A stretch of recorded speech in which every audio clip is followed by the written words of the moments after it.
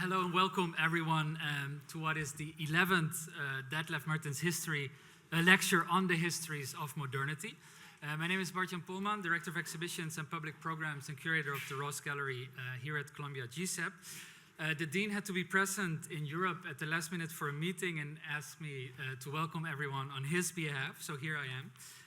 And I want to especially welcome Desirée Valadares, who will of course deliver tonight's lecture, as well as Keller Easterling, Mabel Wilson, and Ateyah Khorakiwala. And of course, I would also like to acknowledge the generosity of Elise Jaffe and Jeffrey Brown, who have generously endowed this lecture. And Elise, we're very happy to have you here as well this evening. So first, a few words on the Detlef Mertins Lecture on the Histories of Modernity, which is an annual lecture in honor of the life and work of Detlef Mertins, and which was launched in the spring of 2015. And Felicity Scott, who is also here, has pointed out several years ago that Detlef Mertins insisted that modernism was never a thing but a relationship, something that was continuously re-inflected by modernity itself, resulting in an instability that allows one to revisit complex entanglements across social, economic, political, epistemic, geographic, and geopolitical dimensions of those modernities. And Mertins himself wrote about this project, and I quote, "I came to focus on things that had been misunderstood or overlooked in the historical record and could, therefore, serve as mediators for new thought and design. The writing of architectural history can close down the past or open it anew." End of quote. So in the spirit of what Mertins called a modernity that takes a modernity that takes difference, authority to be at its core, the lecture has been conceived really as an invitation to emerging scholars who open onto such forms of authority by shaking up disciplinary norms through critical and innovative ways of writing architectural history and the reframing and reclaiming of unfolding context of modernity, seeking to correct, shift, or otherwise intervene in architecture's historical record. So then, I'm very pleased to introduce the chair of the committee, Mabel Wilson, who will introduce tonight's speaker, as well as Ateyah, who's tonight's respondent. Mabel is, of course, the Nancy and George Rupp Professor of Architecture, Planning and Preservation, Professor of African American and African Diaspora Studies, and Chair of the Department of African American and African Diaspora Studies as well. And as I'm sure you all know, Mabel is a scholar and the author and editor of several incredibly important scholarly books on race and architecture, most recently Race and Modern Architecture, A Critical History from the Enlightenment to the Present, which he co-edited with Irene Cheng and Charles Davis. And she also has a transdisciplinary studio and a principal collaborator in the architectural theme that completed the award-winning memorial to enslaved laborers at the University of Virginia. And Mabel was co-curator of the exhibition Reconstructions, Architecture and Blackness in America at MoMA in 2021.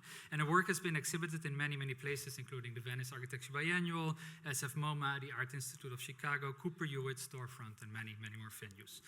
She's also a founding member of Who Builds Your Architecture and has received numerous awards, including from the American Academy of Berlin, the Getty Research Institute, McDowell, the Graham Foundation, and many, many others, and is a United States Artist Ford Fellow in Architecture and Design, was awarded the Vincent Scully Prize, as well as the Guggenheim Fellowship in History, and last year delivered, as I think we all know, the Andrew Mellon Lectures, the 74th, at the National Gallery of Art in Washington, D.C. So with that, Mabel, I would like to invite you to introduce tonight's speaker. Great. Oh, wonderful. Thank you all for coming. There are some seats down here if folks want to come in as we get started. But thank you for that generous introduction, Bart. And so it is my pleasure to welcome Desirée Valadares to deliver the 2025 Detlef Mertins Lecture on the Histories of Modernity. As someone trained as a landscape architect, an urban designer, and also an architectural historian, Desiree's transcalar approach to the histories of land, from territory to soil to the atmospheric, exemplifies, I think, Detlef's deep commitment to stewarding emerging scholars who are not only recalibrating methodologies of historical inquiry into the constellations of modernity, but also originating areas of research that brings architectural history into dialogue with other disciplines. And my co-editor, actually, Charles Davis, on Race and Modern Architecture, I met Charles through Detlef because Charles was Detlef's student. So it gives you a sense of the kinds of people that Detlef stewarded. Land in Valadares, this rich scholarship holds multiple configurations in its various material, political, social, economic, aesthetic, and ideological modalities. Being in the field is how and where she practices what she calls the archaeology of land. An example of her innovative method can be found in the essay, Thinking Like a Gulch, Pacific War Heritage, Settled Lands, and Subsurface Toxic Uncertainties in Oahu on the Aggregate Architectural Histories Collaborative website under the Matter subheading. Now, if one engages in, quote, thinking like a gulch through these volumetric imaginaries, end quote, suggests Valadares, it, quote, reveals how settler jurisdiction and toxic sedimentation are managed, represented, and tamed under the rubric of historic preservation. The following sections of this experimental piece focus on a series of encounters in the gulch and processes of sedimentation, burial, and recovery, end quote. So as a space, a place, and a thing, land compels Valadares to take up a transdisciplinary approach to reveal the hidden powers of colonial and imperial legacies. And this includes engaging with the poetic expressions of artists and activists whose radical reimaginings have transformed what she says are the three-dimensional geographies where she works and convenes.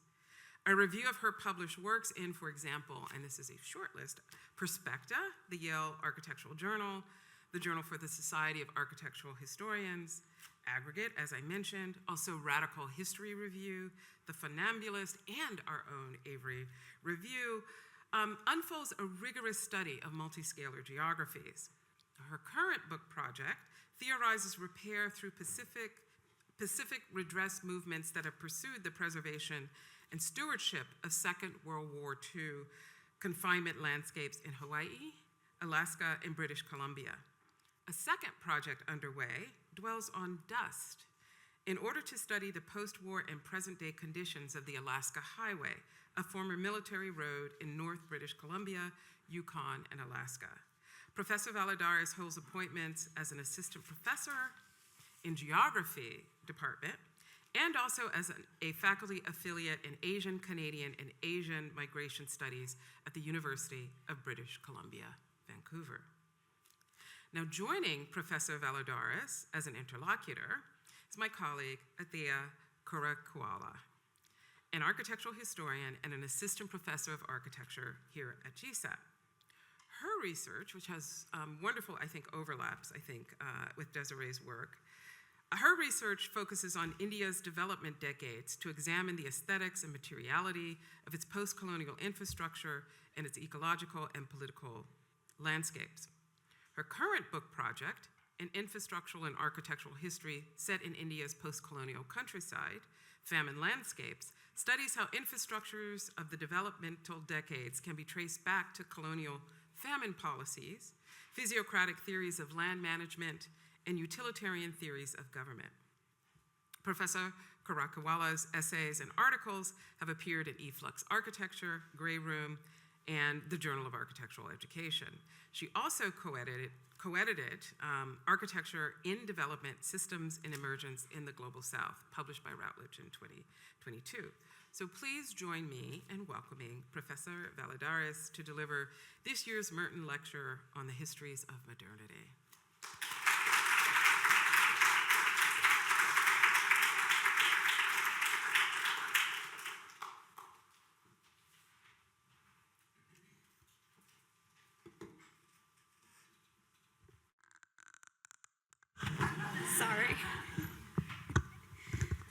So thank you so much to Professor Mabel Wilson for that very kind introduction. Thank you for engaging with my piece and other pieces and writing an introduction that just, really sort of understood the various scales in which I'm engaging. I also thank Professor Ateyah Khorakiwala for discussing broader themes in my work and our conversation to follow.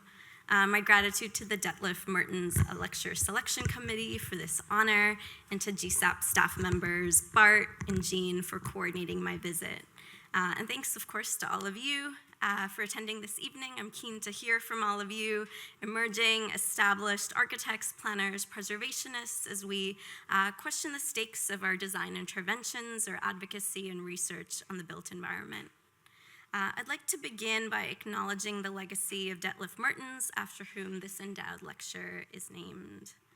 I first learned about Prof. Mertins over a decade and a half ago in Toronto during my master's research on a neglected modernist waterfront island landscape pictured here, this sort of sinuous piece of land jutting out from the waterfront called Ontario Place.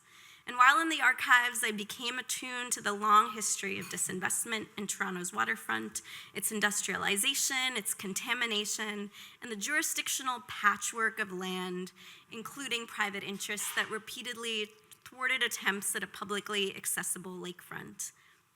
In my research, I encountered a very specific episode in the mid-1980s at an adjacent landscape, Exhibition Place, sort of north, from Ontario Place, whose fairgrounds are the site of the annual CNE, or Canadian National Exhibition.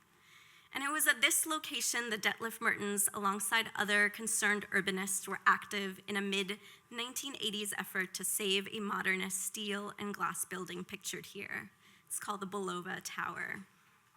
Designed by local architect and university professor George Robb, the tower was the first rigid frame welded steel structure built in Toronto. And Mertins and others formed the Save the Tower Action Committee. They circulated petitions, news articles, met with politicians, designed posters like this one, and organized rallies in the hopes of educating the public about the architectural significance of this 1955 post-war structure. So it's a clock tower. It was originally named the Shell Oil Tower, and essentially really was a billboard or public advertisement for this petrochemical company before Bulova, a New York-based watch brand, took over official sponsorship, resulting in its eventual name change. So just an ad here that I dug up from the 1930s featuring the Bulova Observatory, its official headquarters at 580 Fifth Ave in Manhattan. And despite these multiple corporate ties, the Shell Oil/Bulova Tower occupied a place in the local imaginary in Toronto as a public space, a central landmark, a meeting spot during the fair, and its sky-high balcony was deemed, as one promotional brochure put it, the highest point of the Canadian National Exhibition. And this 1955 balcony bore the distinction of one of the first modern observatory decks in Toronto, predating similar architectural features at TD Centre, Commerce Court, and the CN Tower. Detlef Mertins, then a 31-year-old, was active in the fight to save this tower, but he advocated for preserving the axial relationship between the tower and Princess Gate, a monumental entrance to Exhibition Place. In a news article published by the Toronto Star on November 11th, 1985, Mertins was interviewed for his role as organizer of a 100-person rally that sort of marched between these two structures. In it, he decries the city of Toronto's disregard for its architectural heritage, acknowledging how political and economic dynamics, including, and I quote here, new corporate agreements between the CNE and Molson Breweries, a sponsor of the Grand Prix, led the call to tear down this tower. But despite Mertins and the Save the Tower Action Committee's best efforts, the Shell or Bulova Tower was demolished in 1985. And the tower's demolition facilitated the annual Toronto Molson Indy race at the CNE grounds. And as an aside, Shell continues to be a fixture in this landscape as one among many other corporate sponsors, including Molson and Honda. And just a plug here for Toronto writers and journalists and scholars, you can learn more about this specific episode. Detlef Mertins is referenced. His name is sort of imprinted in all of these articles, including a 2012 research article by Jesse Allen Monroe in the Journal of Urban History, in addition to local writers Chris Bateman at Spacing Magazine, freelance writers Jamie Bradburn and Robert Moffat, the latter of whom runs the Toronto Modern blog. And so I begin with this opening to pay tribute to the late Detlef Mertins and members of the Toronto Bureau of Architecture and Urbanism, or BOW, featuring Mertins alongside Bridget Shim, Mark Baranis, Ruth Cocker, George Thomas Capellas. As founding members of Save the Action Tower Committee, they reconstituted as BOW to formalize their commitment to the education and awareness of, and I quote here, homegrown modernist architecture.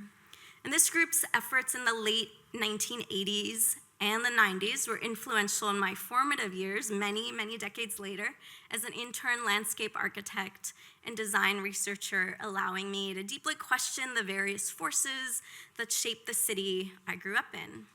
And my lecture today centers on themes of preservation, heritage, and advocacy that Mertins himself was so active and passionate about in Toronto and elsewhere.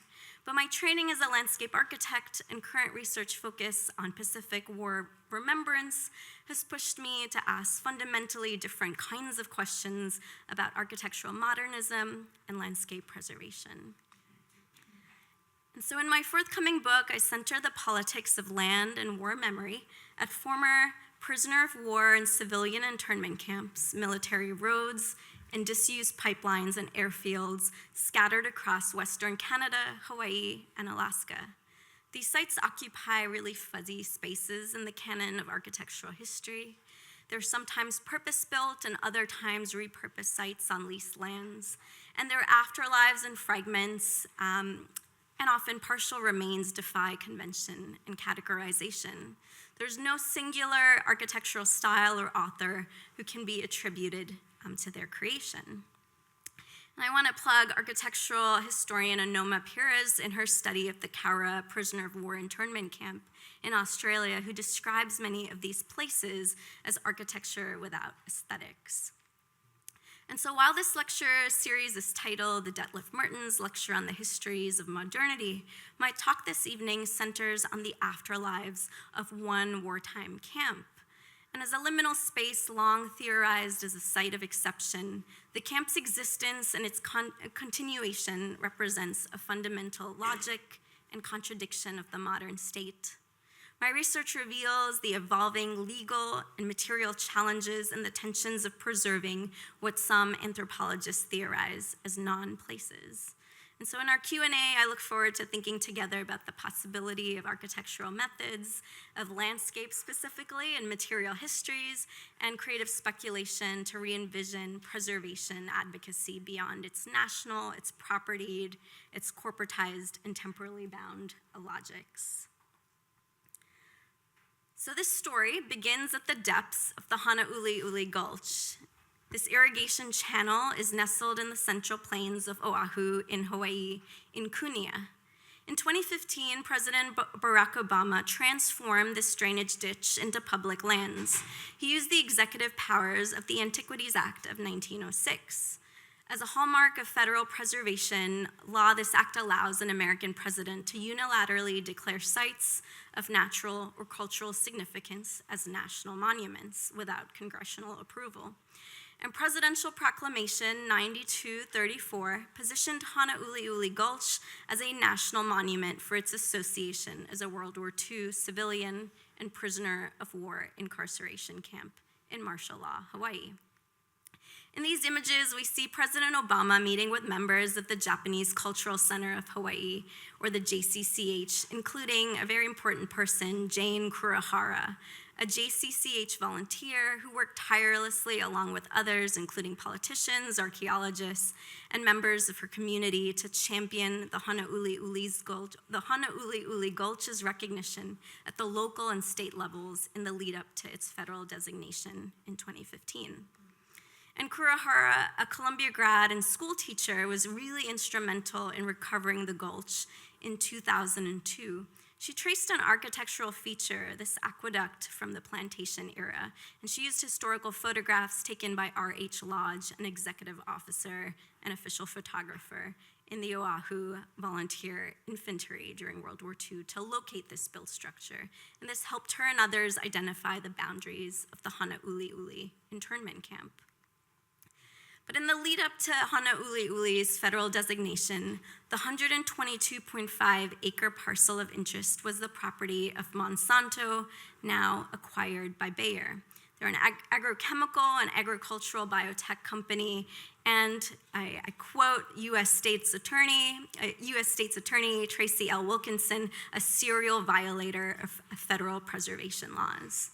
And so declaring Honouliuli as public land required that this site and its right of entry be situated on lands that are owned or controlled or may be relinquished to the federal government as stipulated in the Antiquities Act of 1906.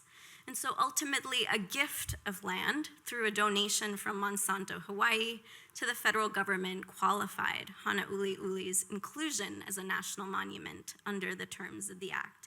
And just this very conceptual map from 2014, produced in a newspaper, the Honolulu Star Advertiser, reveals a patchwork of land ownership whereby Honouliuli is represented as an orange sinuous parcel adjacent to Monsanto Hawaii lands and University of Hawaii lands. And we can also think about university and land ownership and sort of those types of entanglements, but my talk today will not go into that. The key map also shows Honouliuli's approximate location in Oahu, approximately 18 miles east of Honolulu and north of Pearl Harbor. So following Monsanto's gift of 122.5 acres to the federal government, it was placed under the auspices of the National Park Service, or NPS, a federal agency in the Department of the Interior for proper care and management. And just a sample here of the legal rhetoric of Presidential Proclamation 9234, revealing the ways in which the language of preservation and protection are intimately tied to federal ownership, control, and reservation. And so by order of the president, Honouliuli was deemed a landscape, and I quote here, for enjoyment for future generations and declared part of our national heritage and national consciousness. And so just as an aside, I'm really inspired by writers, specifically Indigenous writers, who trouble the legal rhetoric of US presidents and congressional statements. Oglala Lakota poet and activist Layli Long Soldier, in her 2017 collection, Whereas, confronts the coercive language of the US government. Specifically, she looks at the language of treaties, apologies to Native American peoples and tribes. And similarly, Kanaka Maoli scholar, poet, and activist Haunani Kate Trask addresses the absurdity of Public Law 103-150, informally known as the Apology Resolution in 1993, that acknowledged the overthrow of the Kingdom of Hawaii, apologizing to Native Hawaiians, and this was publicly proclaimed by President Clinton. Similarly, Mohawk scholar Audra Simpson, in her public talk, Savage States, Settler Governance in the Age of Sorrow, articulates how the Canadian settler states' affective modes of governance and reconciliatory moves are couched, and I quote here, couched in the expression of emotion and feelings of sorrow, of contrition, and of regret. And so I'm thinking alongside these writers who are imagining the ways in which legal rhetoric, especially the ways that whereas statements or national apologies or presidential proclamations kind of reframe injustices or historical injustice as a specific aberration or a moment in time. So part one, conjuring the commons, protective platitudes, and public lands. So in this section, I'm orienting you a little bit more to the heritage politics behind Honouliuli's 2015 designation and the convergence of various factors, being the 75th anniversary of martial law in Hawaii, the successful lobbying of Hawaii Japanese communities for recognition at the local and state levels, site reconnaissance and suitability, and of course, Monsanto Company's donation of land to the federal government. But I'm going to elaborate on this story through two material objects I've encountered in my very expansive yet somewhat limited archive. The first is a black and silver cross brand signing pen held in the Barack Obama artifact collection. at the National Archives and Records Administration. This is not a project of me digging in presidential archives, but I was really struck because this particular pen was used to sign the Patient Protection and Affordable Care Act on March 23rd, 2010. And if you look closely, the pen barrel has a silver POTUS seal and signature. I'm really interested in this presidential cross pen more generally as a material object that represents executive action and a material symbol for the Obama administration's legacy of signing off on federal public lands. Because in his 8 years in office, he created approximately 19 national monuments, including Honouliuli, through the Antiquities Act, and this spanned over 260 million acres, which the Obama White House archives claim is more than any other administration in history. The second item of interest is a rather curious one. It's the Honouliuli National Historic Site Passport Cancellation Stamp. They're typically free, but this one's available for purchase for $2.99 on eBay. The photograph here is taken by an eBay seller. It's a fictive and symbolic entry stamp issued by the Passport to Your National Parks program. It's really to encourage visitation to National Park Service sites. And it's a circular cancellation stamp that's, again, a curious object for me of consumer culture. Its green imprint bears Honouliuli's redesignated or elevated title as a National Historic Site, and it also includes its location, a date of visitation, and the green indicates its administrative unit, in this case, the National Park Service Pacific West Office. And so since 2015, this has been stamped on souvenir passports at the nearby Pearl Harbor site, since Honouliuli, ironically, remains closed to the public, despite its status as public lands. And a closer sort of reading about the creation, the manufacture, and circulation of this cancellation stamp perpetuates this impression of permissible passage and unhindered access to a permanently shuttered site. It evokes the entry and exit passport stamp, resembling inked impressions issued by yet another federal agency, the Department of Homeland Security and U.S. Customs and Border Protection. And as an ideological apparatus, the stamp and passport program replicate bordering, surveillance, and security state practices while also reinforcing tropes of citizenship, collective ownership, and inheritance. And as I continue to think and write about these material objects, the pen, the stamp, and the park's passport, I'm interested here in how federal landscapes under the guardianship of the National Park Service are themselves recast as souvenirs, as memorabilia, and as collectibles for consumption. And this sort of superficial connection with landscapes, almost a collect them all mentality, is premised on tropes of visitation, entry, and admission that forecloses a deeper and more sustained engagement with place. So in 2017, I first visited this site and was met by yellow padlock gates and an agricultural fence and multiple warning signs. It remains devoid of a public entry route even today, a visitor center, interpretive tours, exhibitions, etc. And there's no public bathrooms or potable water. The historic site is off limits to the public due to right-of-way access agreements between adjacent landowners, Bayer, formerly Monsanto, and the University of Hawaii. And for me, the question of the gulch and these sort of padlock gates provokes an even deeper line of questioning. It's a portal into important sort of provocations. What does public land even mean in Hawaii, a state where over 20% of lands, approximately 833,000 acres, are owned and controlled by the US federal government and its agencies? How does the fiction of a shared national heritage operate in Hawaii, an occupied and illegally annexed island nation with a long-standing Hawaiian sovereignty movement demanding the restitution and demilitarization of the island's lands and waters? And I'm thinking here with scholar Dr. Lani Tevez, a Kanaka Maoli scholar, who writes about an aloha state apparatus. In its original context, she refers to the proliferation of aloha as a co-opted ideological and capitalist state discourse that lays claim to Hawaiian culture sort of this universal cultural gift that all Hawaiians are obliged to share.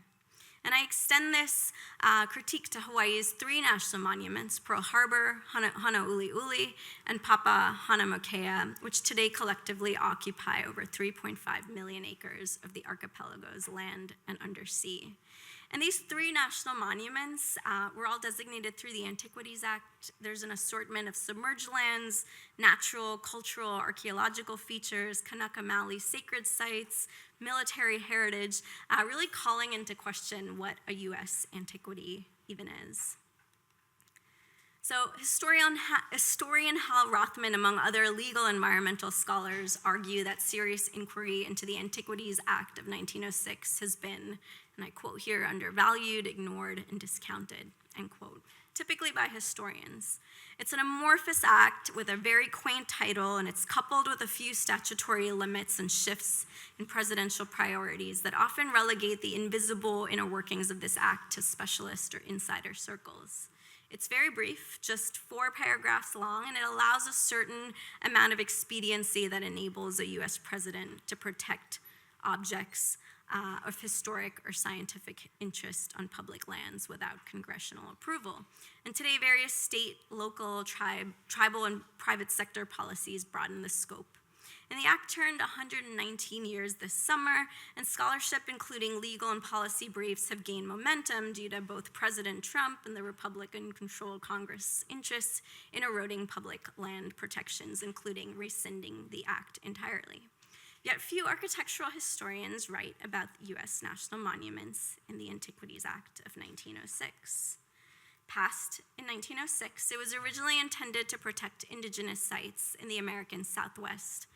This is most evidence from President Roosevelt, who declared 2 ancestral Pueblan sites, Mesa Verde in Colorado and Chaco Canyon in New Mexico in 1906 and 1907, respectively, primarily to curb vandalism, unauthorized excavation, and looting.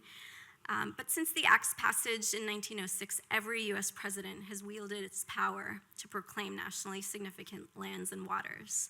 Over the years, some have even expanded sites and have expanded the geographical scope of the Act's initial Southwest orientation, and many have just broadly interpreted antiquities due to its ambiguous legal definition. And so in its early years, there was a sense of urgency.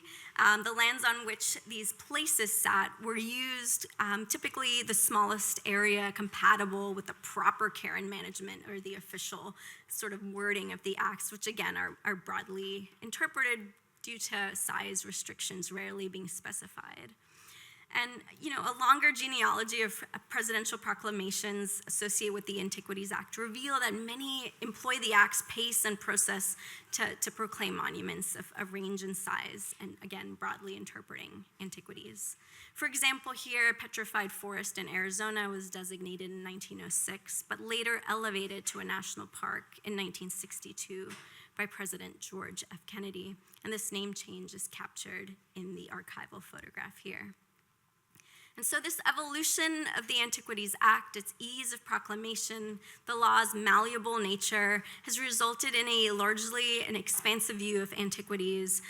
Today, they encompass a range of environments and cultural landscapes, including coastal and marine protected areas, canals, valleys, land bridges, in addition to sites pictured here related to the history of science, histories of dissent or struggle for equality and dignity by racial and ethnic communities, LGBT communities, and women's rights history, including suffrage, that really expanded the thematic and geographic scope of national monuments across the country.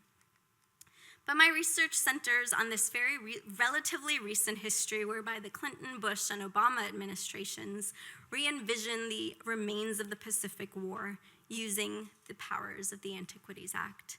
Landscapes of interest included submerged World War II shipwrecks, battle and crash sites, places of Japanese occupation in Alaska, and prisoner of war internment and civilian camps, the latter of which are pictured here.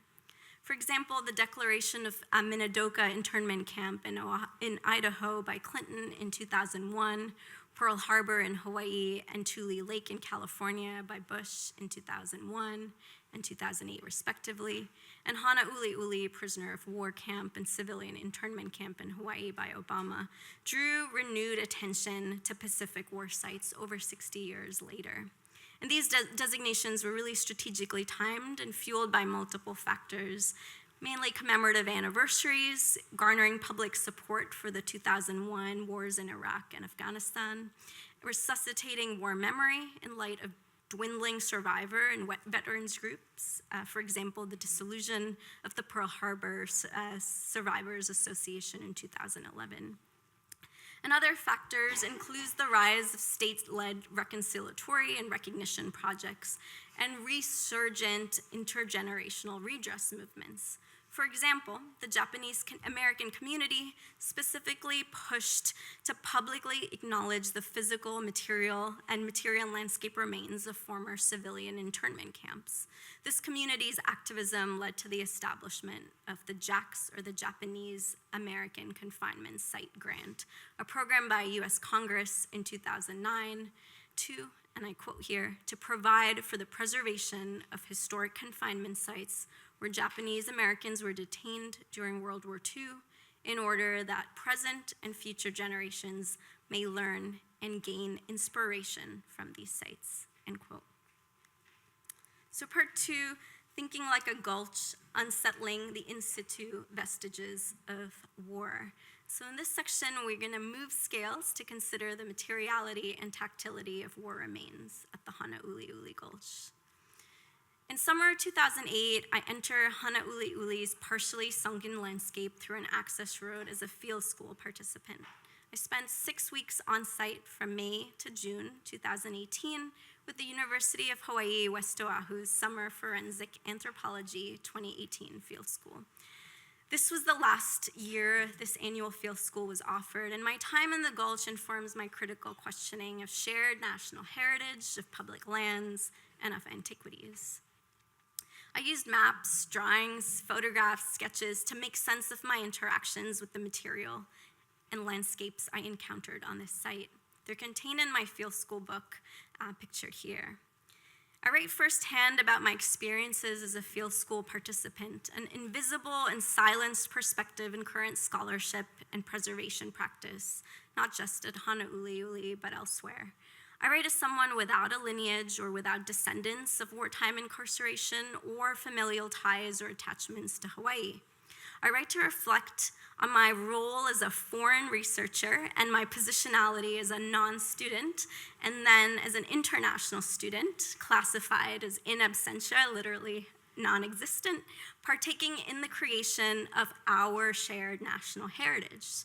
I also write as a landscape architect and preservation advocate, frustrated with the state of the field and its rigid definitions of expertise, of period of significance, and temporal boundaries that deny wider multivocal histories of landscape. I also write as a member of a larger cohort of fellow students whose bodies have freely labored on this site in light of National Park Service deferred maintenance. We have disproportionately experienced the unequal exposures to uncertain toxicities on these and other lands. And so I write about my experience in an aggregate article, but I will share a little bit more here. During field school, we mirrored the landscape sort of flows, and we traversed this concave landform, really just affixing geotags or markers to whatever was deemed the residual material culture of war. And this is not what I was expecting, because it was oftentimes rusty cans, liquor bottles, ceramics, and shell crafts. And these can hardly be described as antiquities in the traditional sense. And also they were classified as being in situ, which meant being in place or on site. And rather, these items were dislodged and slightly repositioned by the gulch's sedimentary flows occurring with flood events. And so smaller items shifted and were slightly distributed across these grounds, carried by a narrow stream that flowed through the gulch. And so days were often spent literally chasing down these antiquities or objects, but they were also spent clearing the invasive guinea grass, digging soil pits, and sweeping red dirt to reveal the concrete foundations of various prisoner of war camps. And this is just one concrete compound that was unearthed after we removed layers of soil and then raked away invasive guinea grass. We also had a machete to sort of move things to the side so that these spaces were presentable to take photographs of and to draw using HAL's and HAB's historic architecture documentation for the National Park Service records. And so during Hanauli's operation from 1942 to 1946, there were about 7 compounds that confined 4,000 prisoners of war and 400 civilian internees. They're featured here in this U.S. Army Corps of Engineers map of the Hanauli'uli camp sanitary sewer system from 1943. Just to give you a sense of who actually was incarcerated here, prisoners of war and soldiers and labor conscripts from Japan, Korea, Okinawa, Taiwan, and Italy, in addition to non-combatant women and children displaced from Asia and the Pacific. There were also civilian internees, and these included not just Japanese civilians, but also Germans and Americans of Irish, Italian, Russian, and Scandinavian descent who were selectively incarcerated and deemed suspicious based on disloyalty. And these multiracial compounds were guarded by segregated units of African American troops who were stationed in the Pacific. And of course, these multiracial ties to Hanauli'uli are obscured entirely in this map and in photographs that sort of arrange, that don't quite give you the complexity of who is contained within these compounds. They're just simply arranged and sorted based on citizenship alone. And here, R.H. Lodge's photographs offer a glimpse into the architectural typologies at Hanauli'uli internment camp, including semi-permanent barracks, guard towers, pyramidal, single and double tents, flexible enough to meet the changing needs and populations. Run by the US Army, this was the largest and longest used confinement site in martial law Hawaii, and it was deliberately situated on these leased lands of the Oahu Sugar Company and the Campbell Estate, so that they were sort of away from view. And so for me, thinking like a gulch is something that I'm working through and thinking about what it means to think across voluminous terrain, attending to debates in political geography and cultural anthropology on volumetric space. It also means thinking across fields to Asian American studies to employ what Asian American studies scholar Candace Fujikani describes, and I quote here, as the vertical mapping of strata, end quote. To imagine the subterranean complexities that we cannot see. Fujikani asserts that in order to map abundance, we must also map the hydrostratigraphy vertically across different strata of the earth, the seas, and the skies. And so it's been really productive to think about space in this way, to think about a vertical mapping and creating space for speculation of this particular gulch, given that many of its contents are unknowable and invisible, including its toxicities, and due to its ties to plantation and agrochemical seed industries. And much gratitude to folks from Aggregate, Meredith Tenhur and Jessica Varner for including my work in the original Toxic series, but also pushing me to explore an aspect further, given that Monsanto, now Bayer, has been an unlikely preservation partner at the Gulch. The company not only donated land, but they also funded an interpretive center at the JCCH, and more recently, on June 14th, 2023, erected a historical plaque, quite literally saying, Bayer dedicates this memorial in honor of the men and women incarcerated at Hanauli'uli internment camp. May it serve as a place to reflect on the lessons of the past. And of course, these benevolent gestures have occurred amidst a spate of 2021 lawsuits against Monsanto, now Bayer, for 30 misdemeanor crimes related to the use and storage of a glufosinate, ammonium-based pesticide on the islands of Oahu, but also Maui and Molokai. And so my time on these lands, following the contours of the gulch alongside my fellow field school participants, has led me to view Honouliuli as a dynamic and unstable land with its alluvial soils constantly shifting after heavy rains. My book project contends with in situ as a preservation concept and aims to unsettle it, and I use my experience as a field school worker to explore the topographical instability of this gulch and its connection to the wider watershed. These are just images on our very first day as we were oriented to the various areas of interest for maintenance, for documentation, and upkeep. And these are just a few images of some of the artifacts, dark liquor bottles, among other items that that are quite difficult to classify, but they really help me in thinking about elemental geographies like rust and dust. Some of these items were not fully contained. They contained rusty lids that would then seep into the soil, and so for us categorizing them in the way the Park Service required often was a bit confusing and sometimes not really indicative of the current state they were in and the way they interacted with the land and atmosphere. Furthermore, I will share a few slides showing some of my ongoing engagement with this site, and this is Jane Kurihara, who I introduced to you earlier, who found that aqueduct. She's featured here conducting a closed-door tour of Honouliuli with the JCCH. I've also coupled my on-site experience with archival research in primarily cartographic, botanic, and visual collections, and also a few legal collections at the Hawaii State Archives, Plantation Museum, the Bishop Museum, and elsewhere. These are prisoner drawings and a vast kind of trove of sketches of former internees, including Dan Nishikawa.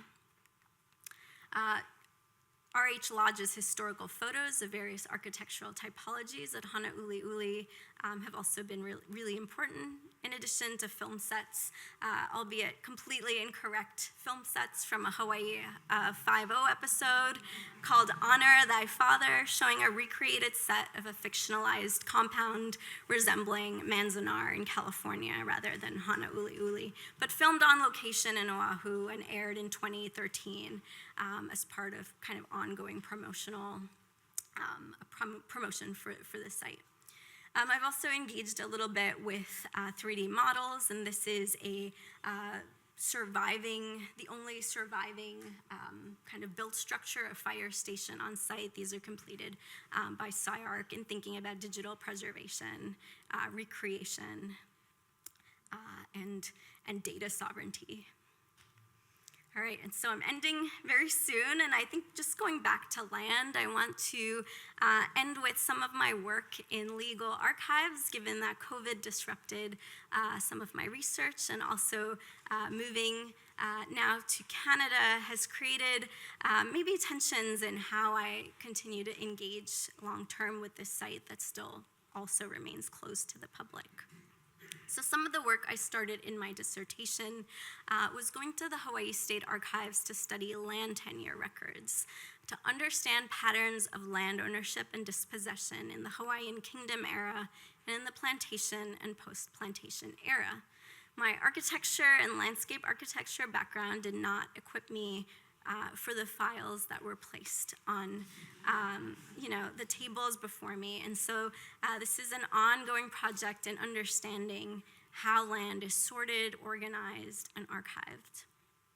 And so I learned about, of course, the Ahupua land tenure system in the Kingdom era, and also the Mahele Aina in 1848, which created an entirely new division of lands, resulting in the sale of large tracts of lands for the development of foreign business in Hawaii.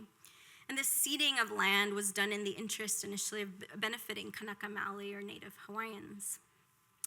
But upon annexation in 1898, the Republic of Hawaii ceded approximately 1 million acres of Hawaiian government and crown lands to the US, and these were eventually sold off to the Big Five sugar corporations, Castle and Cook, Alexander and Baldwin, C. Brewer and Company, and American Factors, now AmFac, and Theo H. Davies and Company.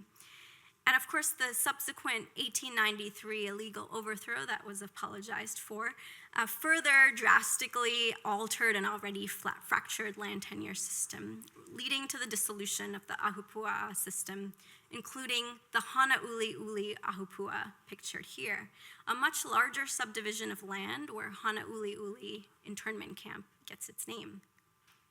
And so sugar is totally obscured in the internment camp's history and records in U.S. Army archives, except for this one, which shows U.S. Army opening the camp by cutting and clearing sugarcane stalks. This was very similar to some of the behaviors that we did on these lands with guinea grass. But unlike this sort of sinuous gulch, just going back to the Ahupua, it's this wider swath of land not based on private ownership. Lands are held in royal or private trust. They were a pie-shaped wedge, considered as a self-sustaining unit from the uplands to the sea. And this traditional land division allowed for, and I quote Leilani Basham, a highly organized, self-efficient, and subsistent social system based on communal land tenure with a sophisticated language, culture, and religion. And so I follow these Hilu or land records, which were filed in the mid-1800s. Native Hawaiians were a sort of very literate society.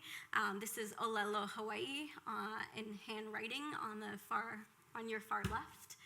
And these are translations that have been conducted by a number of communities, including the community archives of the Hokalea Cultural Foundation, providing clear boundaries to specific plots. And this specific native tenant or claimant describes his plot, his kinship, and sort of long ties to these lands in a location that is now the location of Pearl Harbor under the jurisdiction of the US military and the NPS. And so juxtaposing Hilu alongside two lithographs, very much colonial artifacts which depict the Hanauli'uli Ahupua from the viewpoint of colonial explorers and landscape architects has been another way in which I'm trying to understand how land is described and conceived by different parties, and specifically the way soils are described as fertile, kind of foreshadowing a sort of plantation economy. And so I want to close here by thinking about land tenure in the Ahupua as one that reveals Kanaka Maoli's long historical ties to these Aina or lands in the kingdom era and their ongoing resistance to encroachment and militarization.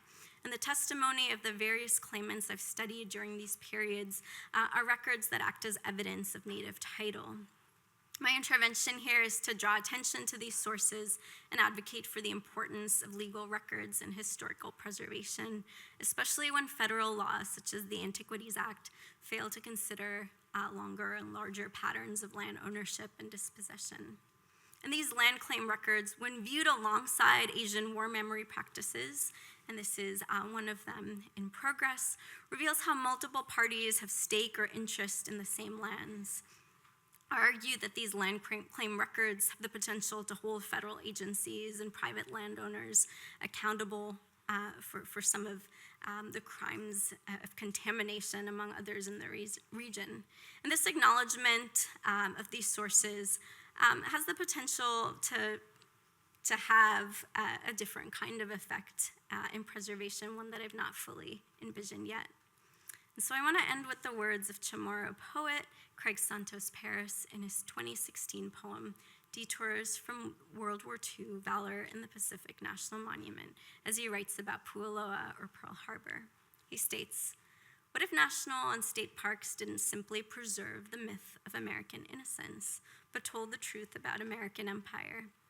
Would you offer a prayer and respect to the ancient bones buried here, under layers of soil and story? Would you give more than an apology? Would these stolen places finally return to their native stewards and descendants? Maybe then these tributes to colonial power will finally become healing testaments of peace." Thank you.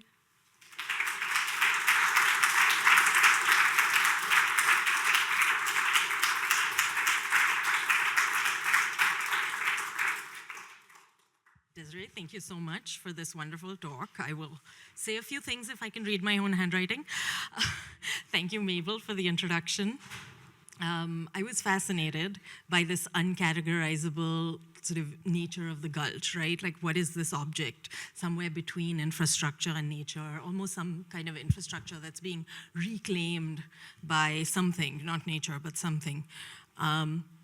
And I was fascinated by how it came to be a site of these intersecting forces, you know, that inhabit the volume of this gulch, out of which imperialism and toxicity burst forth, which is sort of the word, etymology of the word gulch. I don't think you mentioned it here.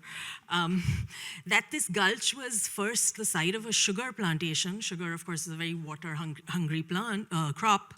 And then later, under Monsanto, I believe it was the site of corn, which, of course, it shouldn't be lost on any of us. That is also where we produce sugar from.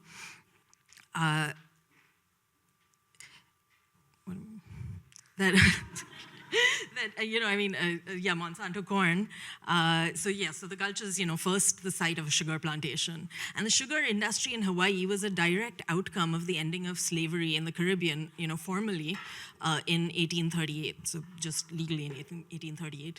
And by the mid-19th century, the monarchy in Hawaii was attempting to negotiate tax treaties with the United States so that they could trade without hindrance. They wanted to make sure that they weren't, as we all today have become very aware, they weren't tariffed more than what they were paying in return. That's kind of what was going on over there.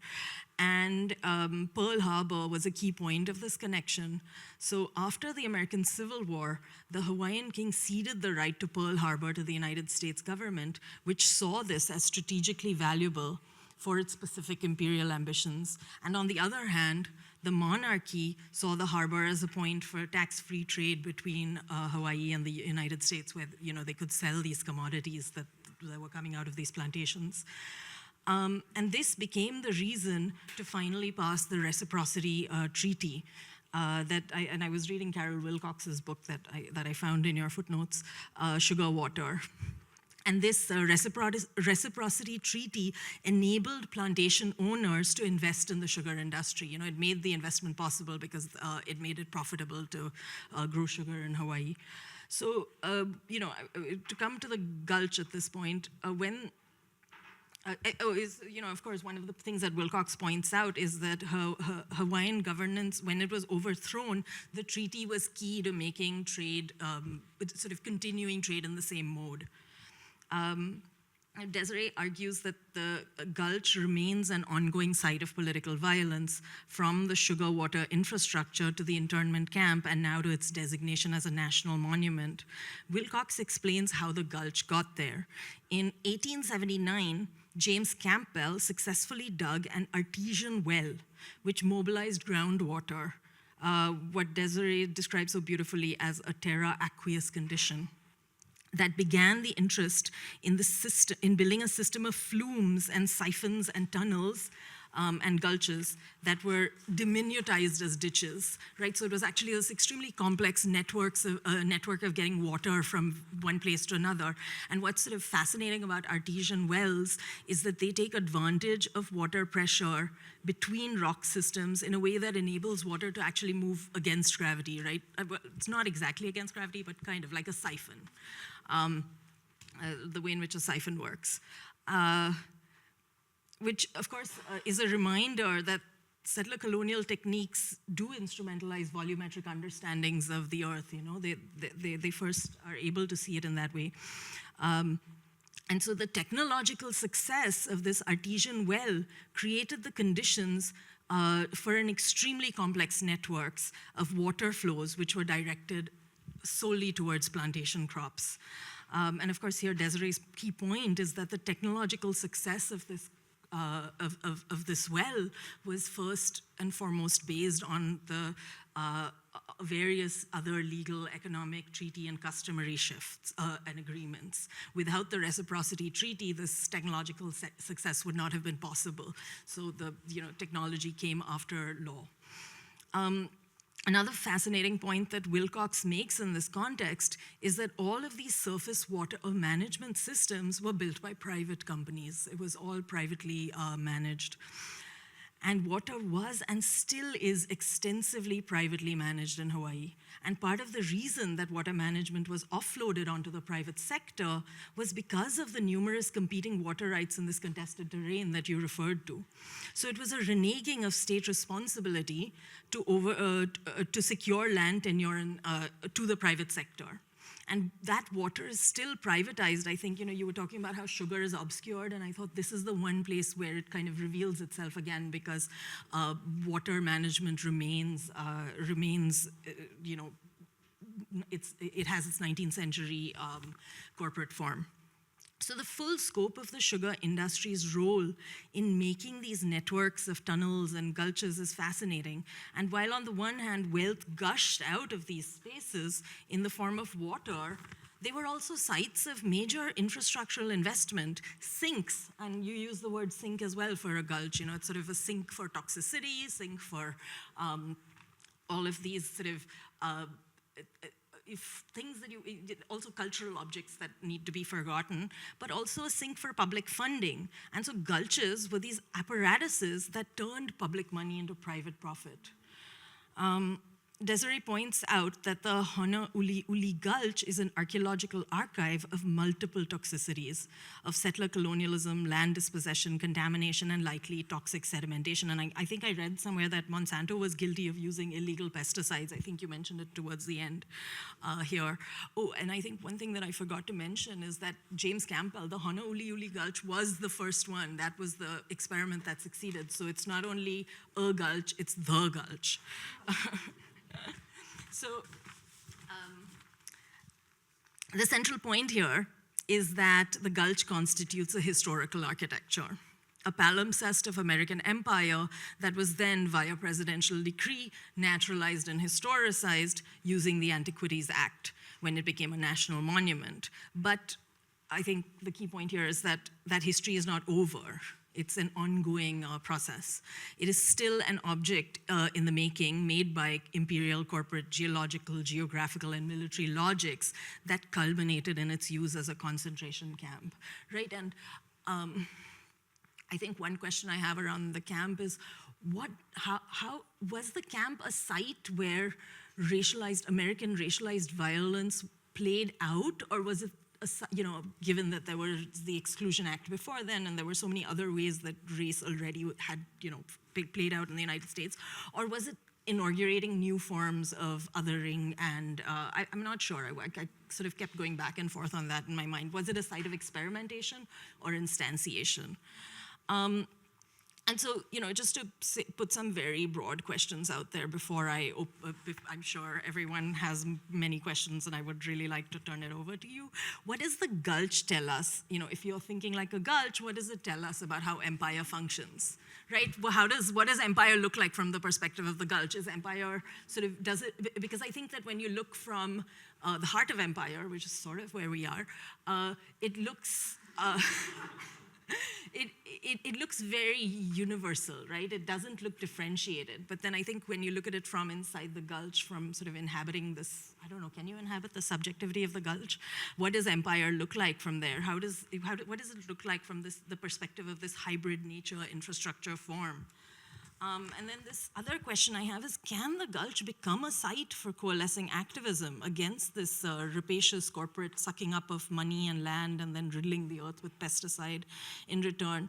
Or can it only reveal, the unceasing forward march of empire? And then, looking at, particularly at the Obama proclaiming it as a national monument, that feels like a sort of late 20th century mode of liberalism that is gone, right? So now in the fascist mode,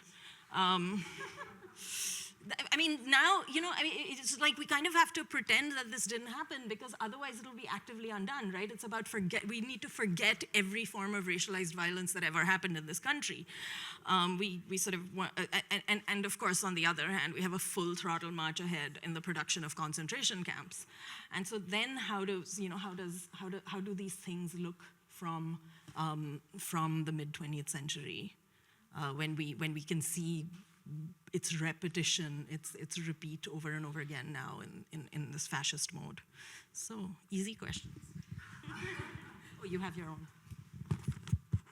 Thanks so much, Ateyah, for engaging and just your comments, and also Will Cox's sort of points about the Gulch really have forced me to think, more expansively about its roles, as you say, infrastructure, heritage, and naturalized space. I'll start with the third question, move up. I think that's the hardest one. And I'm also curious to hear from folks in the room about what is in store for this particular site. Among other sites, the National Park Service has faced a large portfolio of deferred maintenance and a reliance on field schools, among other forms of labor. And so I think about this particular moment, does that mean this site would never open because it tells, again, a different kind of story that is meant to work in opposition with the story of Pearl Harbor. And one can only speculate, and I think that's a larger question too for the audience, but I'm, based on what's happening at the site, it is looking like there's a decrease in staff with the government shutdown, and since it was never fully staffed, they're able to sort of strike off. And so I think about this kind of overgrown landscape that further conceals and protects. And what is the big challenge that had been identified was that Guinea grass is a highly flammable grass. And so wildfires are now a new concern based on Guinea grass's flammability in Maui. And so I think about the fascist mode, but I also think about climate change and a completely alternate force like fire destroying this landscape completely. But yeah, I'm curious to hear from all of you. Can the Gulch only reveal? That is a very profound question, and I don't know the answer to that. I'm returning to Hawaii after a long time of being away and hoping to return to this site. And I think there's a challenge of also that I didn't explicitly mention. What does it mean to work on sites that are privately owned, militarized, not entirely public? Formerly sites that had various native claimants discuss these places in a way that don't resemble today. What does it mean to work on these spaces, and how does engagement occur in a long-standing and engaged way? And I'm really struggling with what it means to actually be on these lands. My presence, but other people's presence, to be on lands that are contaminated, and what it means to study the Gulch from afar. And so I think your second question is one that I hope to report back when I return, because I feel that so few people have had the chance to actually interact with it on such a long-term scale. What does the Gulch tell us? Thinking like a Gulch. Do you mind repeating that question? Because I've only written down. Well, so, I was thinking that there's a way in which the idea of American empire kind of lacks specificity, and I think what the opportunity that the Gulch gives you is to be able to see it in specific ways, that it acts in Hawaii in very specific ways because of its relationship to Japan, because of its relationship to World War II, and because of its sort of illegal overthrow, that empire takes on a very specific form there, and that you can see that in the material form of the Gulch. The material form, as you point out, not just the soil, but the physical sort of form of it is an archive, and you kind of talk about an archaeological method of uncovering that. And in a sense, it is an it's an archaeological uncovering of a certain form of empire. Yeah, I've been thinking too about broader entanglements, and maybe this is space from the dissertation and thinking about what was what I'd written about, and what more could the gulch tell us, I think is my question.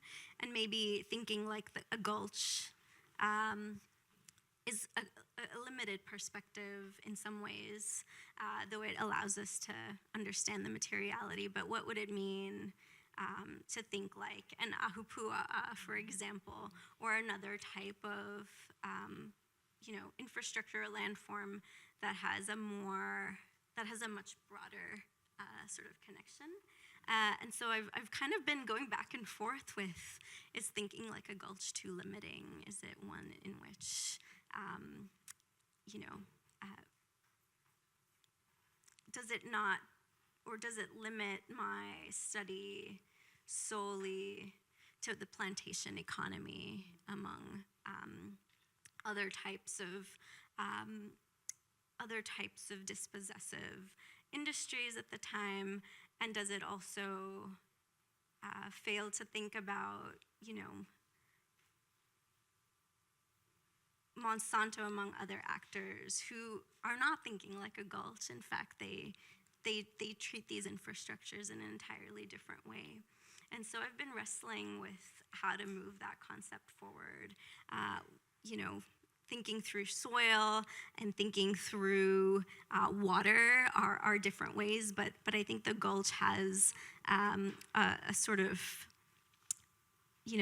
a sensibility about it, and I appreciate that you mentioned the sink. And so for me, my initial notion of thinking like a gulch was more focused on flows, but I'm kind of more interested now in thinking about this space from a much kind of deeper level. What if it is a sedimented archive that isn't as terraqueous, or that isn't as visible on a much kind of deeper layer? And so in terms of empire, what would it mean to think about military entanglements that continue at this site, that even preceded it in terms of the site's relation to Pearl Harbor, among others? And yeah, I'll stop there because I'm still kind of working through that concept of what it would mean to ascribe, what it means to think like a gulch when you're not inhabiting the space, and what would it mean to recreate this ability to think from a space that not many people have experienced either. Thank you.